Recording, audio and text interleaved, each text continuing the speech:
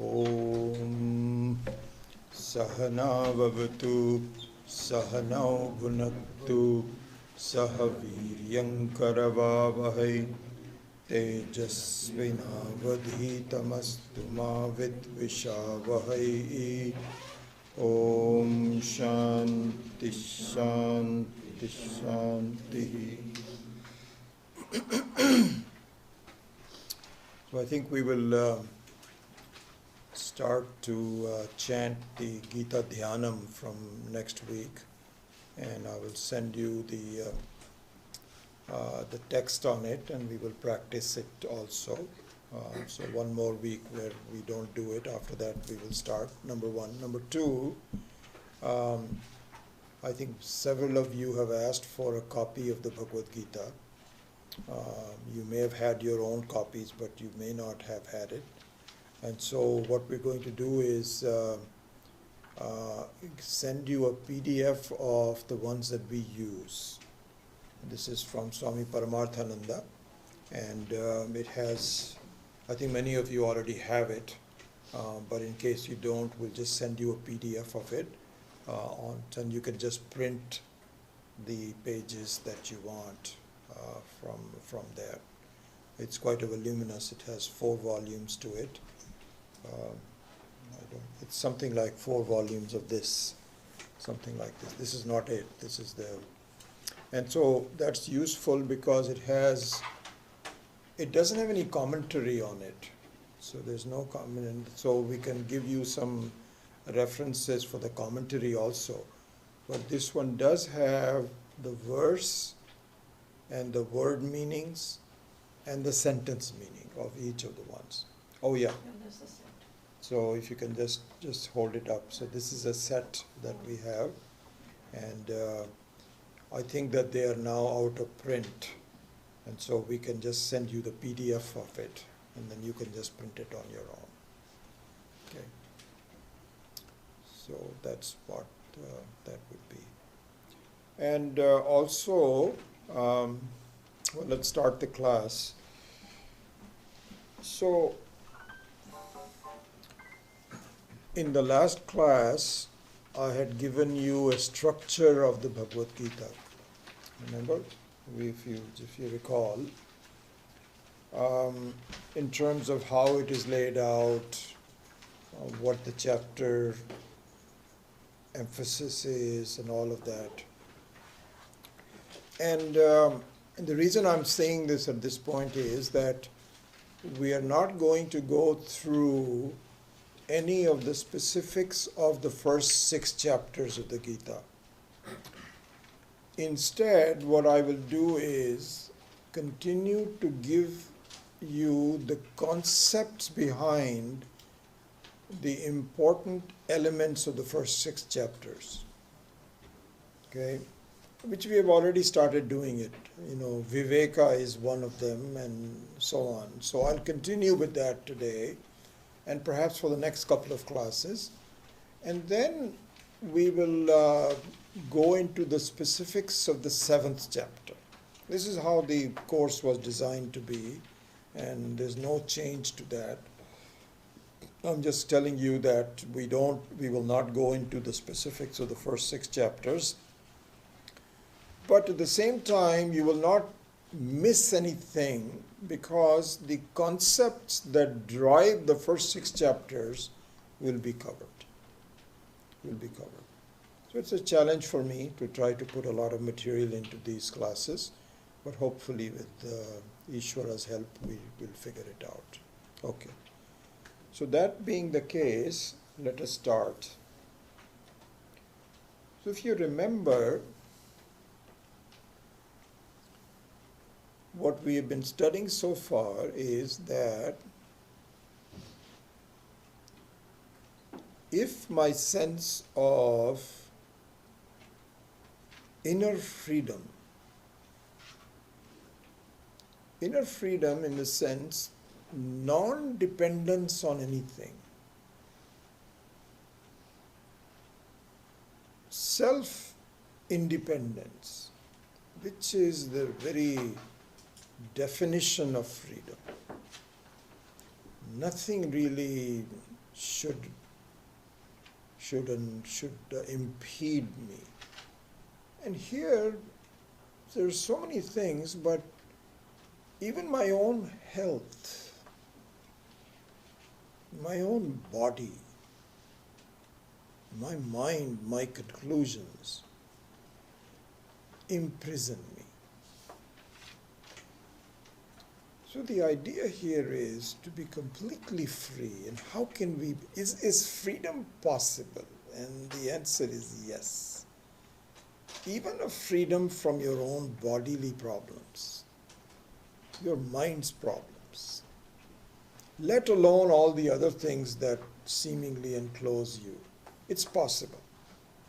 This is the premise of Vedanta. That is, we need to understand, because we don't accept it. How is that possible? It is not only possible, it is a done deal. Praptasya prapti. It's already done. You are already free, but you don't realize it. This is what Vedanta is saying. This being the case, what we need to do is to try to understand it. So again, going back to our example, that it's not as though I don't know where the thing it is that I've lost it. It's around me, with me somewhere, but I need to have some action in order to understand exactly where it is. Just as a reminder of the... So this is exactly the situation, that the key thing is understanding, which is knowledge. Knowledge and understanding being the same thing, is to understand how is it that I am free and I don't know that I'm free. My experiences don't say that I'm free. How is that possible? This is the whole idea of the understanding. So there we saw that the nature of such understanding is a sense of discrimination, viveka. So it is not vichara. Vichara is general understanding. This is a very interesting thing. It turns out the truth about this creation is that for anything in life except yourself, the more you know, the less you know. Anything in life. The more you find out, you find there are still things that you don't know. My teacher Swami Dayanand used to say that you take a little flower of rose and you say, well, there's nothing much in it, Scientists still have not been able to figure out what gives rose that peculiar aroma. They have not been able to translate. So the more you know, you find it is less I know. This is reversed for the Atma. In Atma, Atma means the I. It is possible to know entirely, exactly, completely. Not true for the Anatma, but it is very possible to know the Atma. That's the nature of it. Very specific, very understandable, non-changing. And so this is the peculiarity about the knowledge. There will come a point where you will never feel, I don't know what else is happening. I don't know what my life is going. Never. It will be very definite. This is the promise of Vedanta. So this promise of Vedanta is achieved through enhanced viveka. Enhanced sense of... So what, let me finish that. It is not vichara.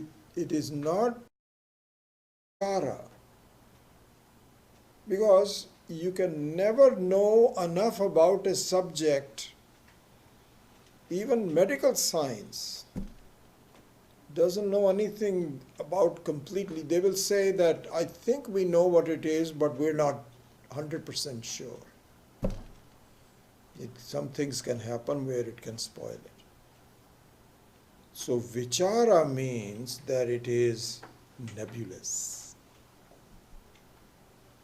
Viveka means that you can be definite about it. So the thing we have to resort to is viveka. So up to now, just the previous revision. Now let us start new material from this point on. So if you recall, I had given you some examples of viveka, where it was a play versus non-play, movie versus non-movie. There's about 9 or 10 subjects on which viveka we need to enhance. Do you remember the last one that we did, which is the most important one? It is the viveka between I and the not I. Atma and Anatma. That is the most important viveka. Everything else is an example for it. But this is the one that we have to really focus on. So let us start today on examining the viveka between Atma and Anatma. Okay, so let's start with that. See if I can turn this thing on.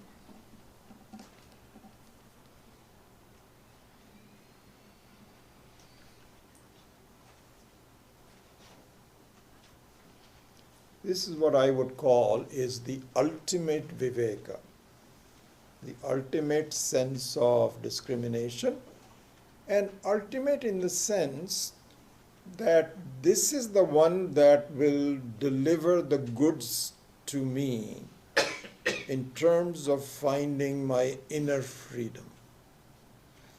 This viveka is crucial because this is the one that, this is where the buck stops. Everything else is an example. This is exemplified. Okay? So let's with that. So one I said is the Atma is, Anatma is not I, and Atma is I. So let's make a column for these two. Okay. Number one, Anatma is material. It is matter. Atma is not matter. It is the spirit. What we mean by the spirit will become clearer as we proceed further. But for now, accept the word spirit as an antidote almost to matter, a non-matter. And one thing to support this change is that the matter is tangible and spirit is intangible. Now there is a distinction between intangibility and not being there.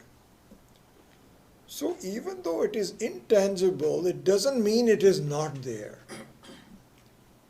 This I will clarify a little bit later on, but I just wanted to comment on those two words, matter and spirit. Next one is Anatma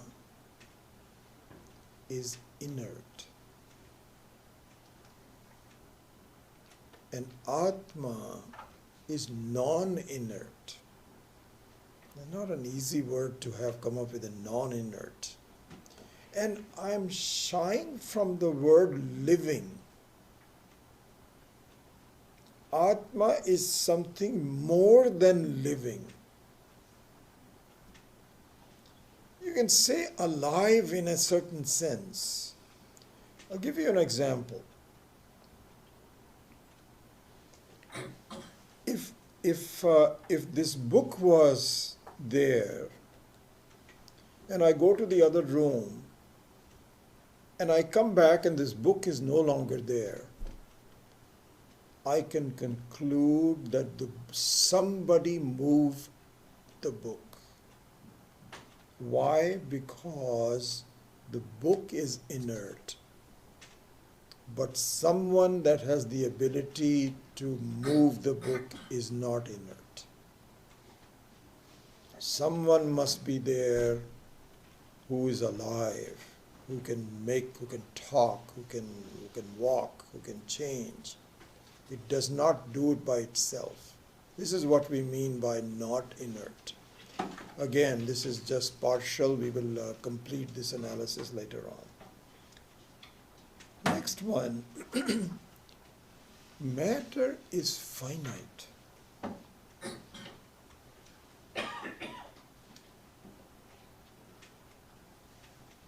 Both in terms of space as well as time. Anatma is finite. Atma is infinite. It is not limited either by space or time.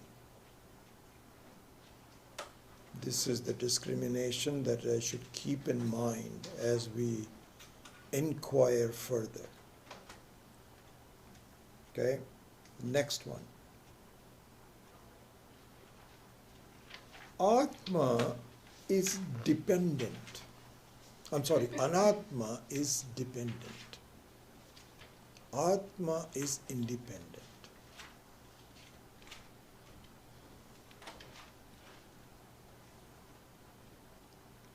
A very quick example, like for example, the book, the placement of the book, it depends on someone to move it. If I move it here, then I am independent, but the book is dependent.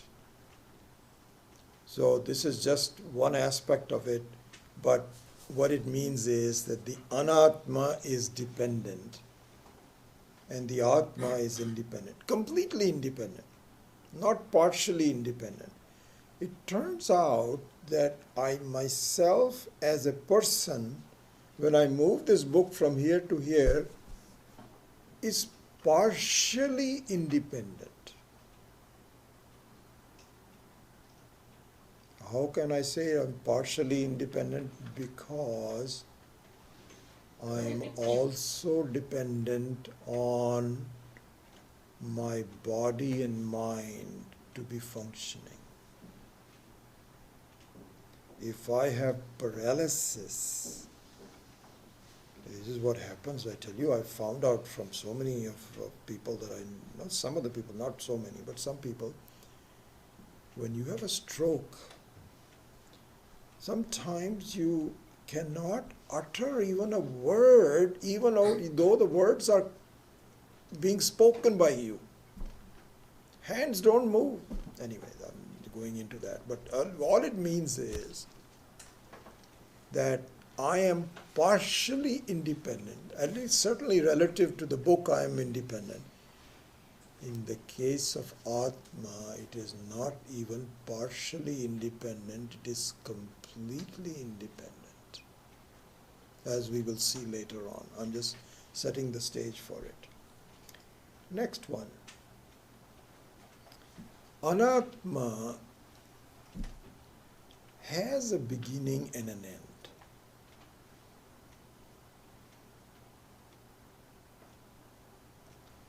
Atma does not have a beginning and an end. So a very simple example of that, and again the viveka of the other examples that we took can be applied here. So if you look at a lump of gold and some ornamentation made out of the lump of gold, in that example, the ornaments are anatma and the gold is the Atma. And in that example, the ornaments have a beginning and an end. But the gold is already there. It has no beginning and no end.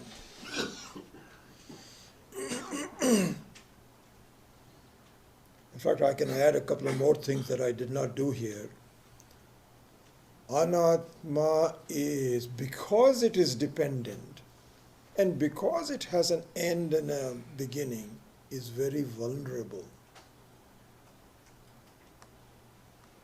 Anatma is very vulnerable. It can just go quickly. Atma is not vulnerable at all because it is dependent, because it is independent. Very secure. Anatma is insecure, very vulnerable. That's another distinction.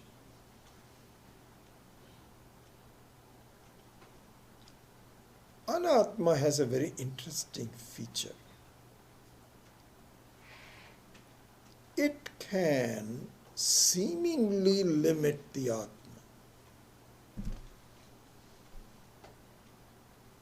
Seemingly. Not really, but seemingly. So the example here is that of the walls of a room. So the walls of the room, so one thing that again I will sketch out later on, I don't want to interrupt it because it goes into a lot of detail, but what we are told is that the solidity of the wall is actually born out of the elements of space.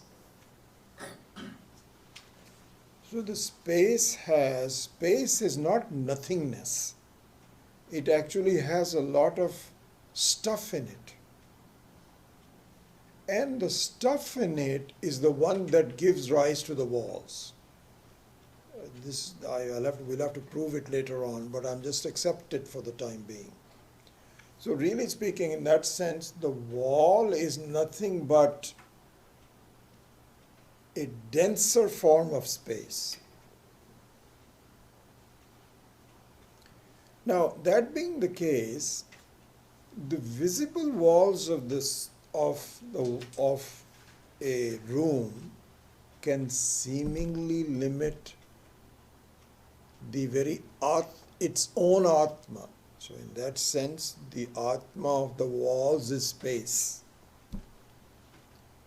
But the Anatma can seemingly limit the space. And we say seemingly because it can never really limit the space. Something higher than the wall is space, you cannot limit it, but you can divide it up. And this is what happens for transactional purposes. You can say this room is too small, I need some more chairs, as though there's not enough space. So you can talk about not enough space, all those kinds of things without the space being affected. So one of the features of Anatma is, so this is defined in Sanskrit by the term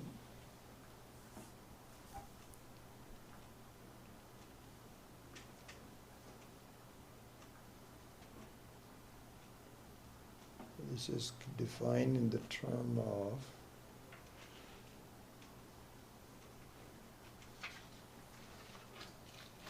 upadhi.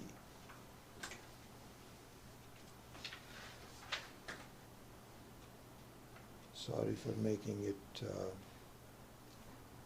kind of cluttered, but I just wanted to give you the technical word for the ability to seemingly limit is called upadhi. And so that we will refer to that again and again. Another thing is that just like you can seemingly limit the Atma, you can seemingly modulate a sense of joy. Anatma has the ability, very similarly to the walls enclosing the space, upadhi, anatma as an upadhi also has the ability to modulate and change a sense of joy. Atma, on the other hand, is the very nature of joy. Sense of freedom, sense of independence is the same as the nature of happiness. The Atma's nature is happiness. Anatma is reflected happiness. And as a reflection, it can modulate happiness. So, for example, if the reflection is dirty, then the reflection is not pure, the pure thing that is being reflected. And if the reflection is clear, then it reflects the original very clearly.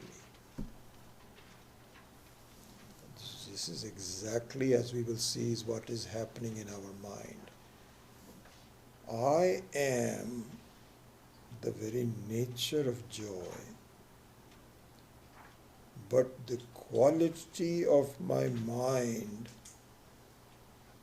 so the mind here also and the body and everything else is anatma.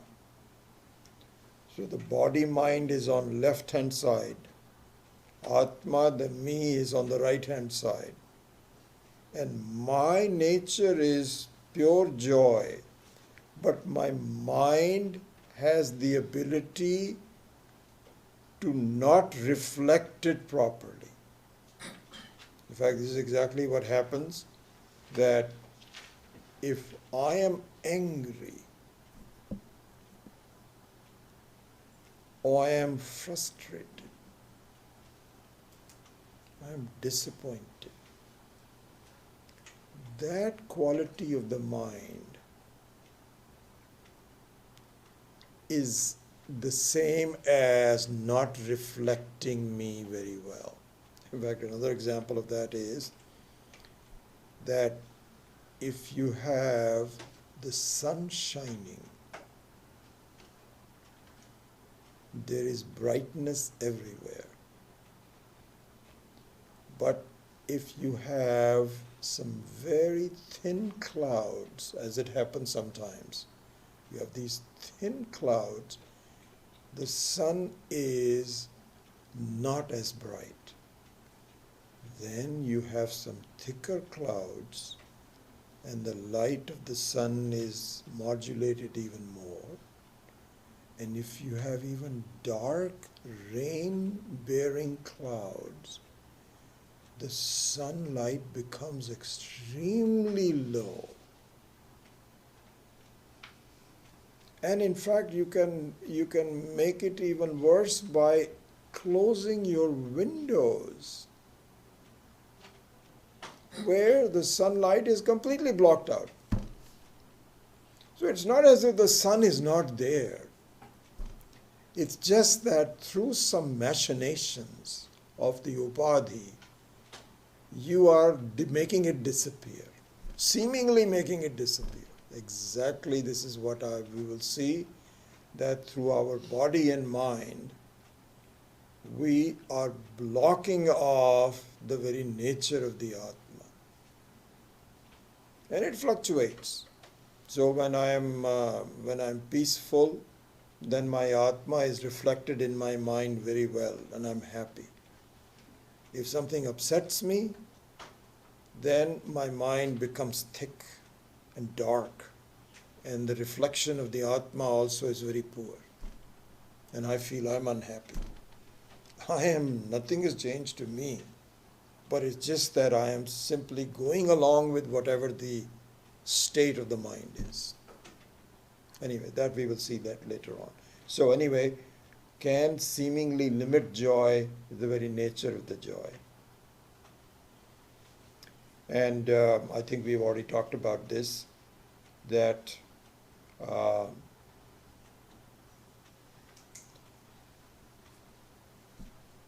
the Atma, I, is the very nature of consciousness. And I say this very carefully, it is the nature, it is the very, it is consciousness. Consciousness is not a quality of I. This is an important thing to grasp. You see?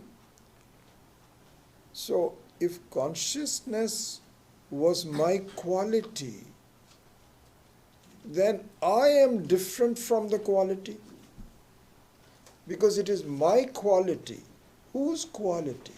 Who is that person whose quality it is? That has to be understood and inquired into. In Vedanta, the Vedas say no. Consciousness is not your quality, it is you. You are the consciousness. How can we say that? Very easy to see. Very easy to see, because your basic nature is, I know. Are you hearing these words? Yes. How do you know? I know. Am I quiet now? Yes. How do I know? I know you are quiet. I know you are talking. I know. What you know may change. I'm seeing color. I'm seeing people. I'm seeing situations. All of that keeps on changing. But in and through, I know is never disappears.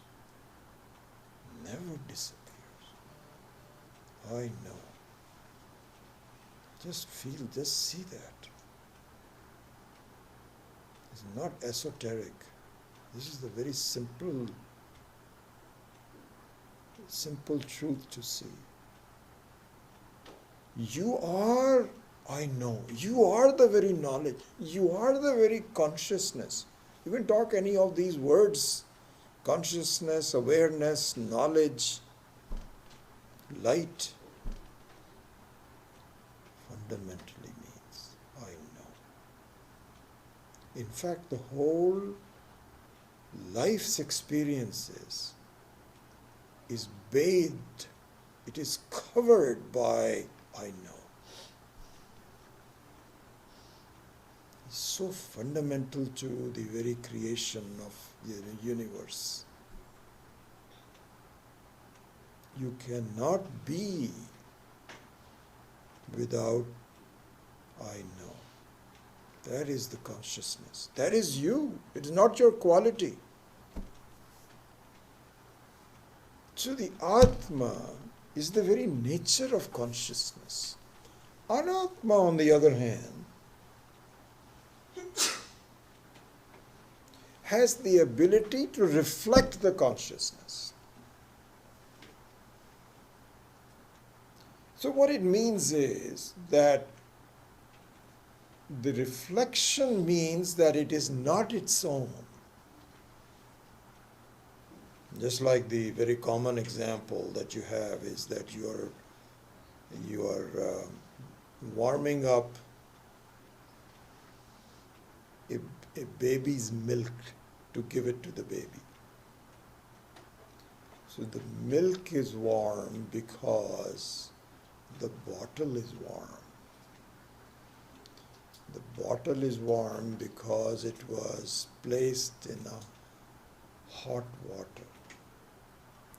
The water was hot because of the vessel that was heating the water. The vessel was hot because of the fire. So there is a transference of heat from the vessel to the water, to the bottle, to the milk.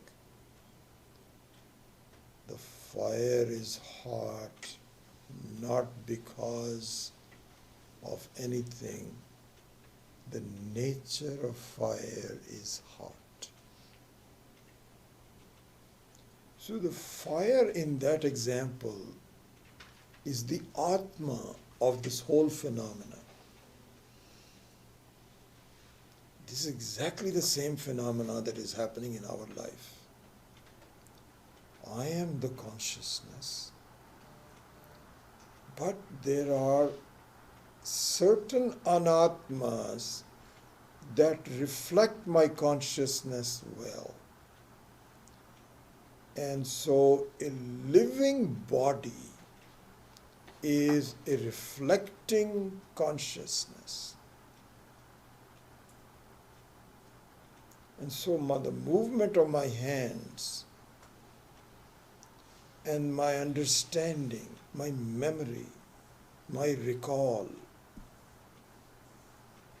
my sense of discrimination, all of these are anatmas that reflect my consciousness. This is all anatma. But the anatma, so just like in the real life also, I would say not real, but if you in life, just like a metal reflects heat better than a wood. Similarly, certain things in my, for example, the book does not reflect my consciousness, but my mind reflects my consciousness. Both my mind and the book are anatma. But some anatmas have a better quality of reflection than other anatmas. So that part is also true.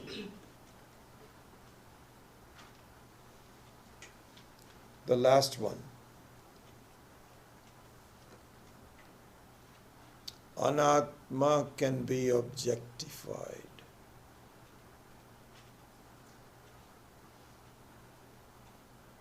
Atma cannot be objectified. What it means is, it goes back to the matter versus the spirit. Now we can complete certain aspects of that. Now it doesn't mean that because it cannot be objectified, it is not there. You see, this is important to see. In fact, this is the very basis of a lot of misunderstanding around the world. That because it cannot be objectified, it is not there. No. It is just means it is not tangibly objectified. It is still there as the observer. The observed is objectified. The observer is not the observed and therefore cannot be objectified, but it is still there. This is the beauty of the whole creation.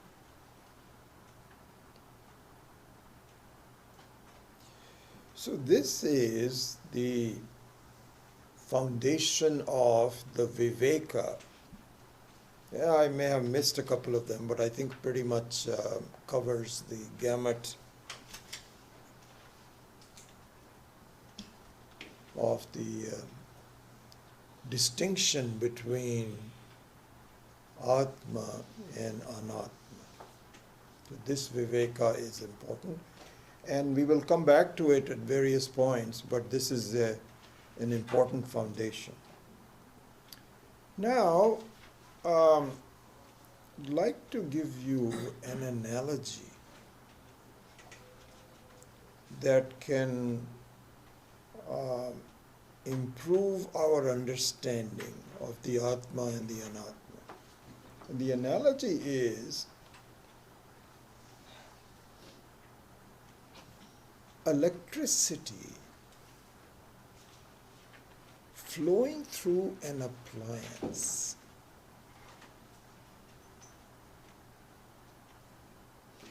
Okay? So here we have got two things to distinguish from. One is an appliance, and an appliance which has been carefully constructed to reflect the electricity, like a light bulb, or like a fan, or an air conditioner, or a heater, any one of these appliances. So they have to be constructed in such a manner that they can in fact reflect the electricity. Nevertheless, they are called an appliance. Functioning or not, that's a separate thing, but an appliance. Then you have another entity which is at a different level. So here we'd have to make some distinction, because in the case of electricity also it's an object. It's also an object. So we are just talking in terms of an example. If you don't think it's an object, try touching it, and you will see that it is an object. So it's not a complete perfect example, but it's pretty close. So electricity is at a higher level than the appliance. How is it at a higher level? Now let us see the distinction between electricity and the appliance. Number one,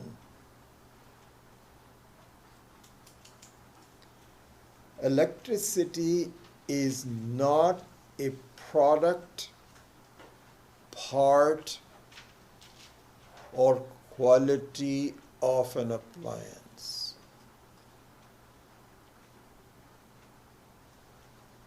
Right? Electricity should not be described as either a part of an appliance, a product of the appliance, or a quality of the appliance. Has nothing to do with it. You have to define the quality of electricity independent of the quality of the appliance, isn't it? So it is an independent entity that permeates through the appliance, enlivens it, pervades through it, makes it work. Something happens to the appliance in which the very presence of the electricity makes it work, whatever it was designed to work. Cool it, heating it, produce a light, that's a separate thing altogether. That part is the quality of the appliance. But the electricity is the same whether it is a fan or a heater, whether it's an air conditioner or a light. It is not a product or a quality of the appliance. It has the ability to make any different kind of an appliance work. But it is a separate entity. Number 3.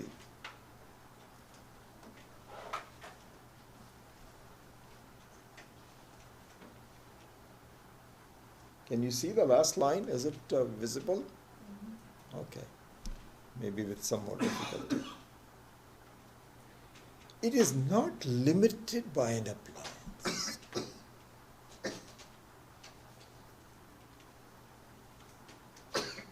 Not limited. So what it means is that whether the appliance is working or not, it doesn't affect the electricity. It affects the effect of the appliance. It may cease to heat. Even though the electricity is still flowing through, the filament may have fused and it cannot function as a light bulb. That's a separate thing. But it does not have, the appliance does not limit the electricity. Number 3. Number 4, same thing as I said, mentioned. What that means is that even when an appliance stops working, and this is important to see, not because it ceases to be, but because the medium of expression of the electricity is missing. There's no other appliance that it can express itself with.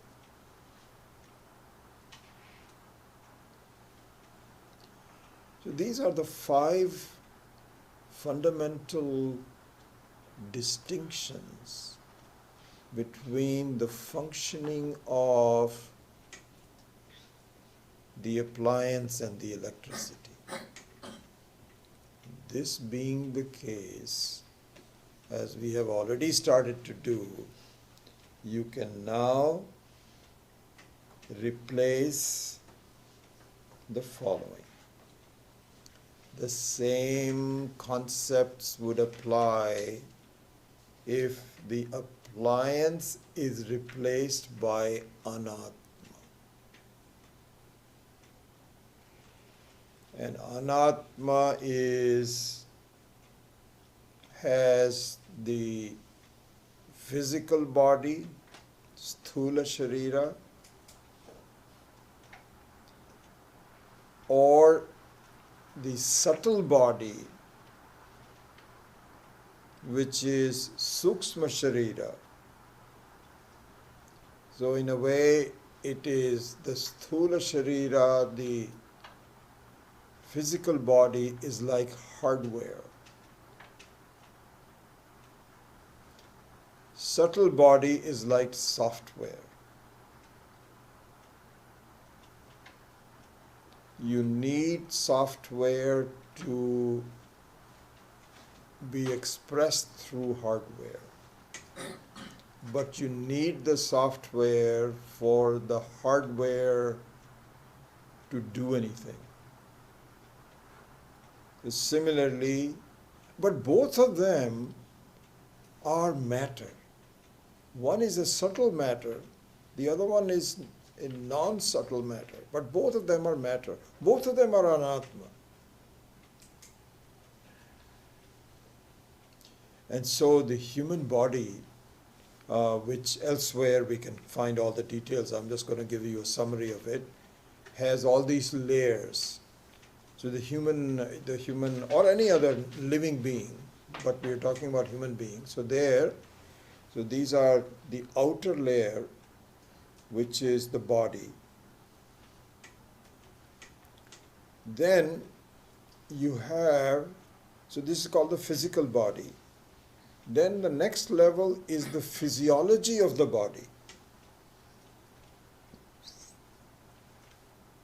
And so this is what is called pranamaya kosha. So prana means the physiology that gives life to the body. And so most important one is a functioning lung system that can import oxygen, spread it around the whole body, and take out the carbon dioxide away from the body. This is what constitutes prana. And then you have, so this is what is called pranamaya kosha, the outside body, then the physiology. And the physiology has different functions, 5 or 6 different functions. One of them is breathing. One of them is digestion. One of them is circulation, etc., etc. So that is all the physiology of the body. Then you have the ability to think, thoughts, mind. Then a greater aspect of the mind is intellect, the ability to know, to be certain, to be sure.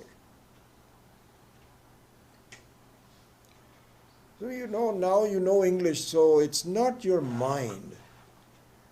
Your knowledge of English has gone into a knowledge. I know English. You may have some words that you may not know, but you basically know English. Or you may not know some other language. So similarly, for example, the mind would be, did I lock my door? Maybe I didn't. This is the mind. When somebody else says, I did it. Sure. So one is then the annamaya kosha outside, then the second one is the pranamaya kosha, which is the physiology. Then you have mental, so manomaya kosha. Then you have the vijnanamaya kosha, which is knowledge, intellect. And the final one is anandamaya kosha. And anandamaya kosha is a sense of happiness, or a sense of lack of happiness. This is also a part of the anatma. So this is exactly this is what is called experiential me. I experience the outside and I also reflect it in terms of what my thinking is. All of this is anatma. And I forgot about the sense organs. Eyes, ears, nose, etc. It'll come in a minute, in different things. But anyway, this entire set is called anatma. So now you can go through this earlier analysis of electricity in appliance and replace the appliance by anatma. And you can replace the electricity by atma.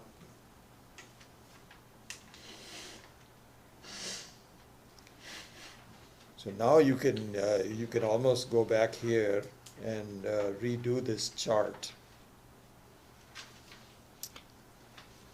My body, mind, sense organ, hardware, software, appliance is an appliance. My Atma is not a product of my body, mind, sense organs, and a sense of happiness, experiential set of happiness. I am something different from that. Just like electricity is different from the appliance, I am also different from my body, mind. Then it is an independent entity. The appliance might say, do you know English? I know English is an appliance. Just look at this. Just pay attention to this part of it. When I say I know English and I don't know Russian, my knowledge of English is an appliance. My ignorance of Russian is also an appliance. But I know is the electricity. I know that I know English. I know that I'm ignorant of Russian. But common to both the knowledge of English and the ignorance of Russian is I know. I know. I know is irreplaceable.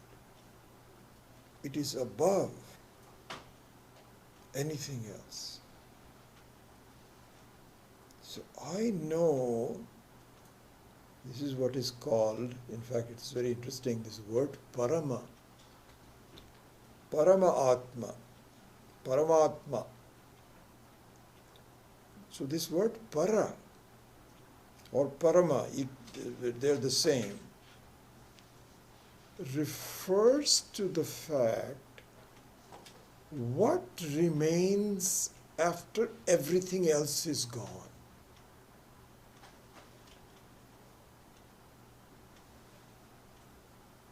The ultimate reality when all the relative realities have gone. So in this example of I know English and I don't know Russian, this is a good example to see. So there, my knowledge of English is the appliance, and it is not Parama. Because at one time I did not know English. And my ignorance of Russian also is an appliance because it is not useful to me. But overlaying both of them at a higher level is I know. And the I know never leaves. Never leaves.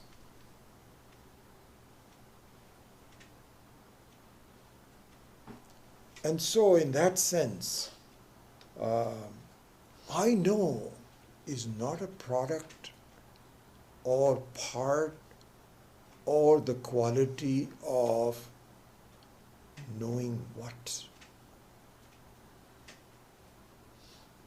You know, like somebody says, I know. So you say, what do you mean by you know? You know what? You can always say, it doesn't matter, whatever it is, I know.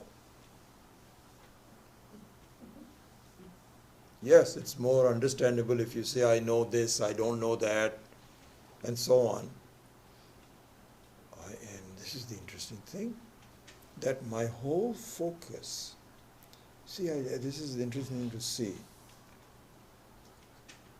Vedanta says it is so obvious that you take it, that you're not even aware of the fact what a power you have. You are, you know, and you're Ananda, Satchit Ananda. This is a very big thing, but I ignore it. Oh, I know, I don't know this, I don't know that, I'm not happy. We'll do the same analysis for happiness sometime. It's really a question of overlooking the obvious. Overlooking the obvious. Just it's a very obvious thing, and we just don't even think about it. The most important thing is my own nature, which is obvious, but I don't get it. Anyways, just going back to this, let's finish this. So replace electricity by Atma and the appliance by the Anatma. Then the next one is that Atma is an independent entity which pervades and enlivens my body, mind, and intellect. And here, one other side comment to this. This we will study it, perhaps, hopefully, in the future sometime. There are stages to this understanding. You see, this is where we can differ with the electricity, which is also a developed product from from the Atma, which is not a developed product. It is the very stuff of the whole creation. And so what it really means is that one of the difficulties of understanding the self is that it is always present. You see, just look at this. This goes back to the objectivity. One of the things that can be objectified cannot be objectified. The way we apply a filter is to find out whether the thing is there or not. Like you can say that, is a person here? By the way, I forgot to bring my attendance sheet. I'll have to get a new one done next week. So we can say, is a person there? Well, you say, no, I didn't see him there. So you can objectify it and not objectify it. Was he there this week? No, I was not there last week. Next week I'll be there. Fine. You cannot do this with the Atma. Because this is how we measure the presence of things. We measure, was it visible or not visible? No, not visible. So it's not there. Not true for the Atma. In fact, this is a difficulty. It is always there. So much always there that I ignore it. Funny situation. So anyway, it is an independent entity that. Oh yeah, no, I was going to tell you something, then I didn't complete that thought. So they say that there are stages to the understanding. So one stage is, the first stage is, which we are doing now, is that the Atma is different from my body-mind complex. Right? This is what we are studying. Number one. So that means that my Atma is the one that is enlivening and endorsing all of the things, but is independent. Then the next stage is that there is no difference between my Atma and your Atma.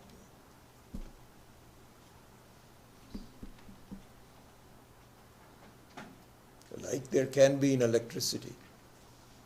You know, the Indians develop their own electricity, the Americans develop their own electricity, sources are different and so on. It's not true for the Atma.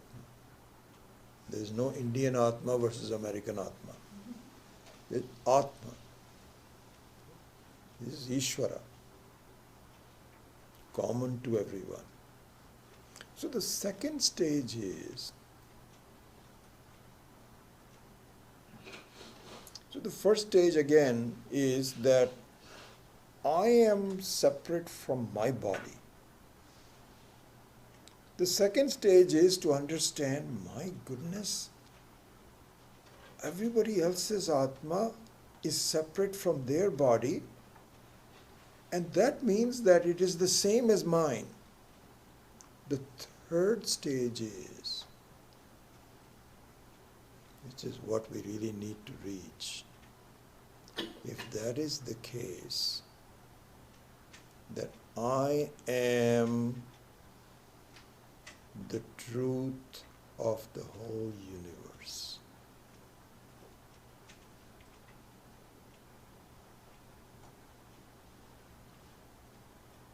Me, my Atma.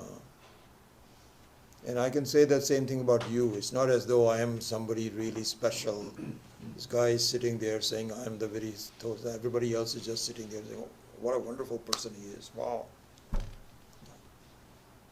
Each one of us can say, we are the very foundation of the whole universe, which is the truth. This is where we have to, this is how difficult it is to convince our own mind. We have such a low opinion about ourselves. that we cannot even begin to understand what our truth is.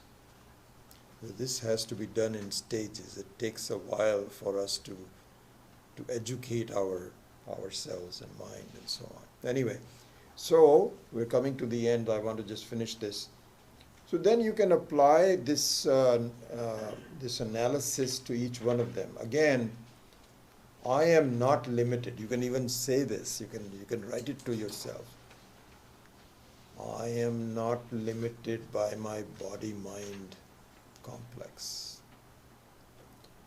I will continue to exist even after my body-mind complex collapses. And number 5, even though I will be there,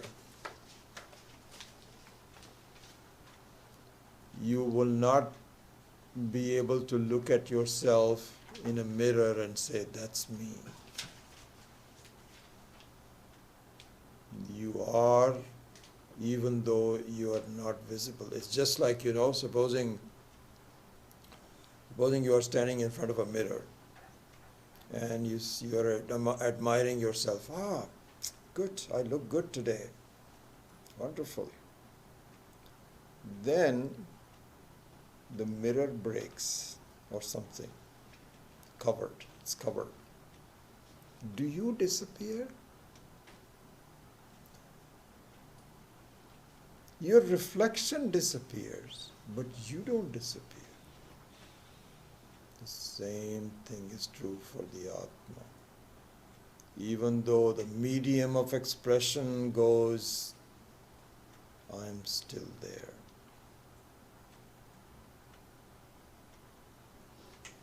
So this is the analogy of the Atma Anatma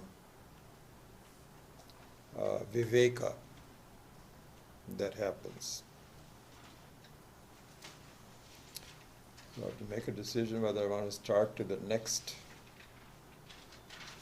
level. Probably not. I think what I will do is stop here and perhaps invite any questions that you may have, and go to a next level of analogy, which is a dream analogy, in the next class. But before I do that, just to connect it to Bhagavad Gita, because as I mentioned to you that I was really just talking about in conceptual terms. That's all the time that I have. I don't have the time to really go through each verses and chapters and so on. We'll hope to do that sometime later. Nevertheless, to connect these concepts to the Bhagavad Gita, what Krishna is telling Arjuna with the start of the real teaching, which is the 11th verses, which I mentioned last time, that he allows Arjuna to go on and wail and say, my life is very difficult and I don't want to fight and I've got a lot of problems and I refuse to do this, and he's very sincere, he's very emotional, and Krishna just has a smile on his face. So yes, anything else? He goes on and on.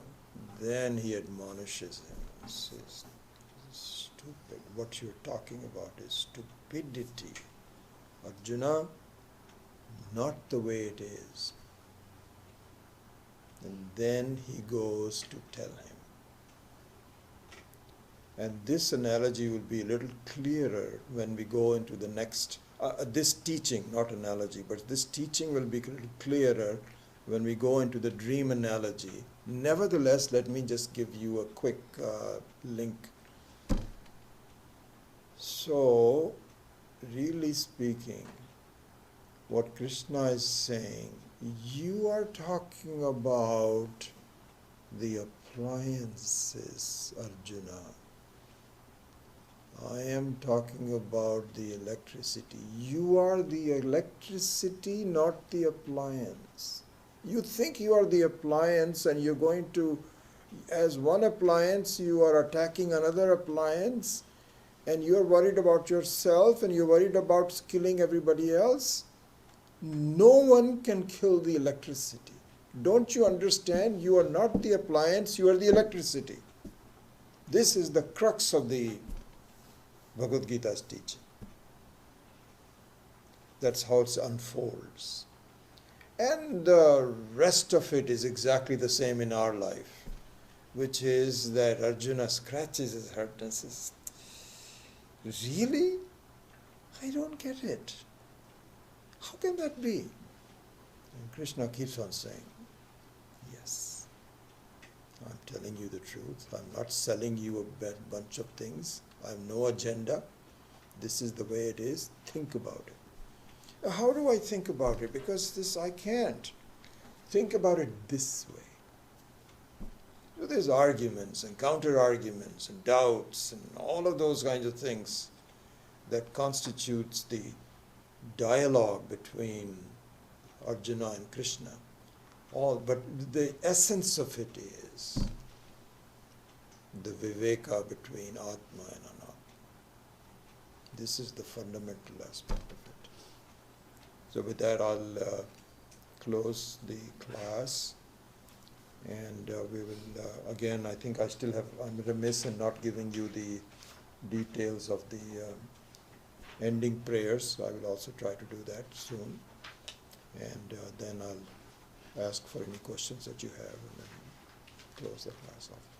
Om Asato Ma Satgamaya Tamaso Ma Jyotirgamaya Mrityo Ma Amritam Gamaya Om Purnamadav Purnamidam Purnat Purnamudachyate Purnasya Purnamadaya Purnameva Vashishyate Om Shanti Shanti Shanti Hari Om Shri Gurubhyo Namah Hari Om. Okay. Any questions?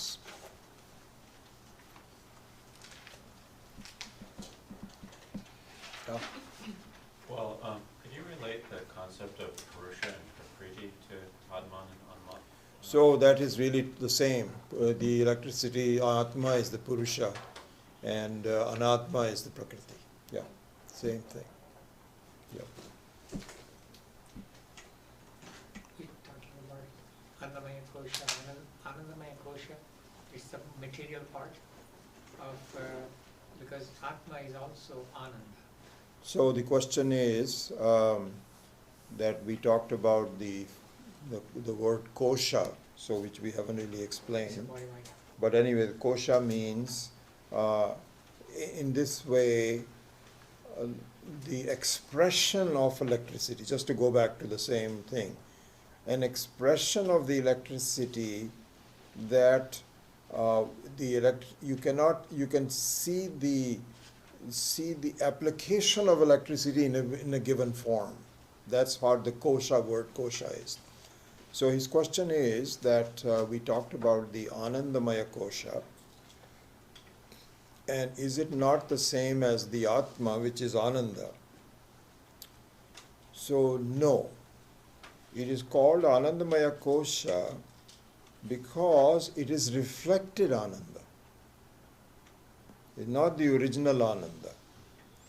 And even though the reflected Ananda can be like the original Ananda, like any reflection in a good mirror can reflect you just the way you are, but there's a huge difference because the reflection is also endowed with all of the issues. It is not vulnerable, it is very vulnerable, it has a beginning and an end, all of those kinds of things. So the Anandamaya kosha has all those limitations, whereas the Atma, which is Ananda, does not. And what happens to Atma when there is no more prana? Nothing happens to the Atma. That's exactly right. Right. Question is, what happens to the Atma when there is no more prana? So the prana is only useful for the expression of the Atma in a human being. You are not the human being. You are the whole universe. You are the very essence of I am. So the I am is not disturbed by I am no longer alive. That no longer disturbs you. This is a good question, and we will do into We are this. still lack Yeah. difficulty conceiving. Yeah. That's exactly what needs to be done. So we'll go into that. I think two more small Sure. Sorry. after Okay. Ashok, yeah. Can you please explain gross body versus subtle body? So there it is. This is called Sthula Sharira and Sukshma Sharira. So the elements are the same. The basic element. This is all given in the textbook called Tattva Bodha, which I think I'm going to tell you about that in more detail. It's all given in great detail. But just to answer your question, the gross body are the same elements done in a gross form, and the subtle, which is the mind, which is the software, are the same elements, which is Akasha, Vayu, Prithvi. These are the 5 basic elements that constitute the entire world. The same elements in a subtle form becomes the software, which is the body, which is the mind, etc. That's how the two differences are. You had a question? So, as going by the analogy of appliance and electricity, Right. right? Will ever appliance decipher what electricity is, or just like our body, right? Will the mind have that capacity to understand Atma, or is there any other means we should follow? So, very good question. The question is that the mind is also part of the anatma, which is matter. But can the mind be capable of understanding the electricity? Can matter understand electricity? And the answer is yes. The reason for that is this is something we'll dwell on later on, that the Atma doesn't need to be proven. You see, it doesn't need to be proven. What it needs is the false covering of it needs to be removed. So the mind, being the matter, its job is to figure out that I am false. And the Atma reveals itself. It doesn't need to be proven. It is called Swatasiddha, not Parasiddha. Swayambhu. The word Swayambhu is used means that it exists by itself and it knows itself by itself. But at the moment, the mind is covering it as though it says, I am the reflection, I am the one, the real one. When the mind understands that I am a mere reflection, this is where the job of the mind is.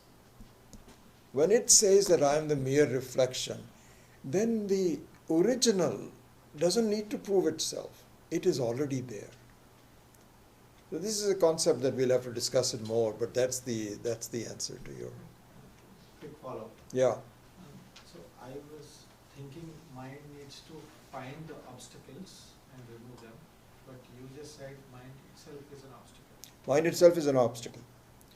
In fact, this is a very important analysis that we will see later on. One of my real obstacles in life is, our obstacles in life is cleaning up our mind forever.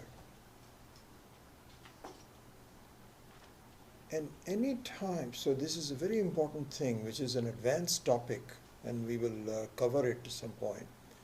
one of our biggest problems is that we are so convinced that mind needs to reform itself that we keep on waiting for it to reform itself, and it never will be. So the mind needs to be reformed enough to say that I am just a poor reflection, you are the real one. From that point on, it doesn't matter what the mind does. If the reflection breaks and disappears, I'm not bothered by that. Something like that. So this we will see that in more detail. So you had some more questions. You say it is beginningless and endless. Correct. Is it same as Anantara? Yeah, so the question is the word beginningless and the endless, is it the same as Anantaram? Yes. Anantaram. Is English word, is Sanskrit word Anantaram means. And There's no space is